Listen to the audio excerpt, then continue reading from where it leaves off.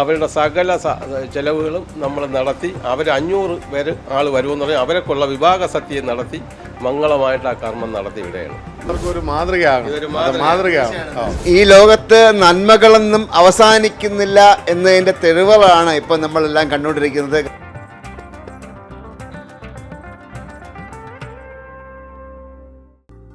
നമസ്കാരം.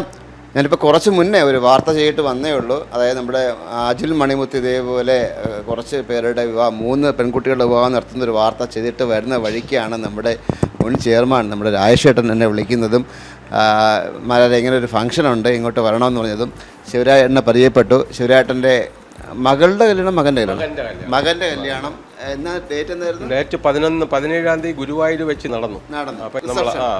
അതോടനുബന്ധിച്ച് ഒരു പാവപ്പെട്ട പെൺകുട്ടിയുടെ വിവാഹം നടത്താൻ വേണ്ടി ശിവരാജേട്ടൻ തീരുമാനിച്ചിരിക്കുകയാണ്. ശിവരാജേട്ടൻ എന്താ ചെയ്യുന്നത്? ഞാൻ 30-31 വർഷം പ്രവാസ ജീവിതം കഴിഞ്ഞ് ഇപ്പം വീട്ടിലെ കാര്യങ്ങളും നോക്കി നാട്ടുകാര്യങ്ങളൊക്കെ നോക്കി കഴിഞ്ഞു പോവുകയാണ്. എങ്ങനെയാണ് രാജേഷേട്ടനാണോ ഇത് ബന്ധപ്പെടുത്തുന്നത്? ഞാനിത് റെസിഡൻസ് അസോസിയേഷനുമായിട്ടും നമ്മളെ ലയൺസ് ക്ലബ്ബ് ആറ്റിങ്ങൽ പാലസുമായിട്ടും ആറ്റിങ്ങൽ ലയൺസ് ക്ലബ്ബുമായിട്ടൊക്കെ ബന്ധപ്പെട്ടു.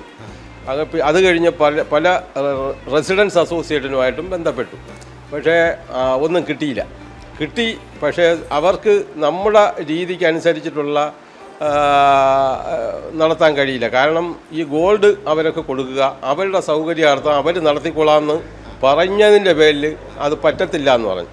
അപ്പോൾ എൻ്റെ മകൻ്റെ കല്യാണത്തിൻ്റെ റിസപ്ഷൻ 20-ാം തീയതിയാണ് നടത്തുന്നത്.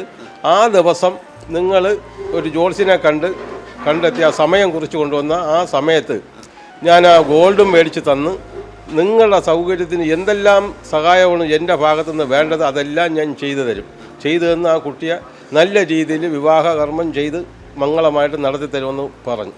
അത് കാരണം അതുകൊണ്ട് രാജേഷ് ഇടപെട്ടാണ് അത് ഈ പെൺകുട്ടിയെ കണ്ടെത്തിയത്.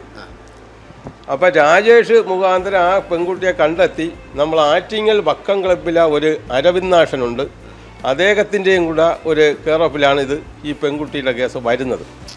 വന്ന് പെൺകുട്ടി എൻ്റെ വീട്ടിൽ വരികയും ഞാനത് മുള്ളിയങ്കാവ് റെസിഡൻസ് അസോസിയേഷനിൽ ബന്ധപ്പെട്ട് അവിടത്തേക്ക് അവരെ കുട്ടിയും മറ്റും ബന്ധുക്കളെയും പറഞ്ഞയച്ച് അവർ ശരിക്ക് അന്വേഷണം നടത്തിയപ്പോഴത്തേക്ക് വളരെ പട്ടിണി പാവങ്ങളാണ് അവർ അന്വേഷണത്തിൽ. അപ്പോൾ ആ ഒരു റിപ്പോർട്ട് കിട്ടിയതിന് ശേഷം ഞാൻ അവരെ കല്യാണക്കുറി അടിക്കാനായിട്ട് പറഞ്ഞു. അവരെല്ലാം സമ്മതിച്ച് ഗോൾഡ് ഇവിടെ അറേബ്യൻ ജുവലറിയിൽ പോയി നിങ്ങൾക്ക് ഇഷ്ടപ്പെട്ട ഫാഷൻ അനുസരിച്ച് നിങ്ങൾ എടുത്തുകൊള്ളണം 5 പവൻ്റെത്. അങ്ങനെ കുട്ടിയും കുട്ടിയുടെ തള്ളയും ബന്ധുക്കളും ആ സ്വർണ്ണക്കടയിൽ പോയി അവർക്ക് ഇഷ്ടപ്പെട്ട 5 പവൻ്റെ സ്വർണം എടുത്ത് ഇനി അവരുടെ മേളക്കാരെ ഞാൻ ഇടപാട് ചെയ്തിട്ടുണ്ട്. അവരുടെ സകല ചെലവുകളും നമ്മൾ നടത്തി. അവർ 500 പേര് ആൾ വരുമെന്ന് പറഞ്ഞാൽ അവരെക്കുള്ള വിഭാഗ സത്യം നടത്തി മംഗളമായിട്ട് ആ കർമ്മം നടത്തി വിടുകയാണ്. നമ്മുടെ രാജേഷേട്ടൻ്റെ അച്ഛനെ എല്ലാവർക്കും അറിയാം, ജയറാം സാറാണ്, മരിച്ചുപോയി ജയറാം സാറാണ്. രാജേഷേട്ടൻ ജയറാം സാറിൻ്റെ സ്മരണാർത്ഥം ഒരുപാട് കാര്യങ്ങൾ രാജേഷേട്ടൻ ചെയ്യാനുണ്ട്. ഇപ്പം എങ്ങനെയാണ് ഇങ്ങനൊരു ഇതിലേക്ക് വന്നത്? ഇതിപ്പോൾ നേരത്തെ അദ്ദേഹത്തിൻ്റെ ആദ്യത്തെ മകൻ്റെ വിവാഹം നടക്കുമ്പോൾ ഈ കൊറോണ കാരണം അതാകെ മൊത്തം 15 പേര്, ശിവരാജൻ്റെ ഭാഗത്തു നിന്ന് 15 പേരും പെണ്ണിൻ്റെ വീട്ടിൽ നിന്ന് 15 പേരും അങ്ങനെ നടത്തിയുള്ളൂ. അന്ന് ഇദ്ദേഹം 1 ലക്ഷം രൂപ ഒരു പാവപ്പെട്ട ഒരാളിന് വീട് വെക്കാൻ വേണ്ടി കൊടുക്കും. അപ്പോൾ രണ്ടാമത്തെ മകൻ, 2 മക്കളും ഡോക്ടേഴ്സാണ്, 2 പേരും നേവിയിലാണ്. രണ്ടാമത്തെ മോൻ്റെ ചന്തുവിൻ്റെ കല്യാണത്തിനോടനുബന്ധിച്ച് അണ്ണ ഒരു തീരുമാനം എടുത്തത് ഈ അദ്ദേഹത്തിൻ്റെ മകൻ്റെ കല്യാണത്തോടനുബന്ധിച്ച് ഒരു നിർദ്ധരയായ കുട്ടിയുടെ കല്യാണം നടത്തുമെന്ന് അദ്ദേഹത്തിൻ്റെ റെസിഡൻസ് അസോസിയേഷൻകാരോട് പറയുകയും അവർ വഴിയാണ് വന്നത്. അപ്പോൾ ഇത് അണ്ണ എന്നോട് വിവരം പറഞ്ഞു. അങ്ങനെ നമ്മൾ നിരവധി പേരെടുത്തൊക്കെ എൻക്വയറി നല്ല രീതിയിൽ നടത്തി. പക്ഷേ ആർക്കും ഇതിനോട് പലർക്കും സ്വർണ്ണം ആദ്യമേ കൊടുക്കണം അങ്ങനെയൊക്കെയാണ് പറഞ്ഞു വന്നത്. അങ്ങനെ ഒരുപാട് എൻക്വയറി, ഒരു 100-100-ലധികം അല്ലേ 100-ലധികം എൻക്വയറി നമ്മൾ നടത്തി. ഏറ്റവും ഒടുവിൽ ഇത് വന്നതെന്ന് പറഞ്ഞാൽ നമ്മുടെ പുരോഗമന കലാ സാഹിത്യ സംഘത്തിലെ ഒരു കണ്ണൻ പോറ്റിയാണ്. കണ്ണൻ വഴിയാണ് ആദ്യം ഇങ്ങനൊരു വന്നത്. കണ്ണനാണ് ഈ യഥാർത്ഥത്തിൽ ഈ കക്ഷികളെ കറക്റ്റ് ചെയ്ത് ഒരു അണ്ണം പറഞ്ഞ പോലെ ലയൺസ് ക്ലബ്ബിലെ അരവിന്ദാഷൻ എന്ന് പറഞ്ഞ ഒരാളുടെ കെയർ ഓഫിലാണ് ഇവർ രണ്ടുപേരും കൂടാണ് ഇത് തന്നത്. അത് അറിഞ്ഞു. അപ്പം തന്നെ ഞാൻ അണ്ണനെ വിളിച്ചു.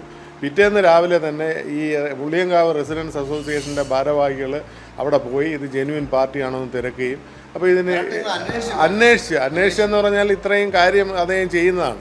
അപ്പോൾ അത് വെറുതെ ഈ ഒന്നാമത് ഇപ്പോൾ ഇത്തരം ചാരിറ്റിയുടെ പേരിൽ തട്ടിപ്പുകൾ നടക്കുന്ന ഒരു അവസരം കൂടിയാണ്.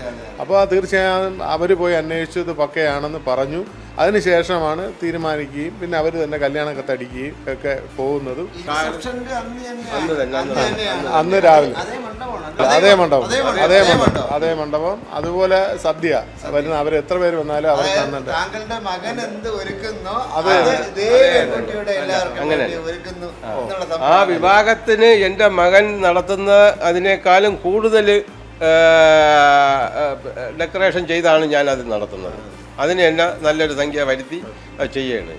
ആ കുട്ടിയുടെ നല്ല രീതിയിലുള്ള മംഗളം നടക്കണം എന്നുള്ള കണ്ടിട്ട് എല്ലാവർക്കും ഒരു മാതൃകയാകും. ആഡംബര കല്യാണങ്ങളാണല്ലോ ഇപ്പോൾ പലതും കാണുന്നത്.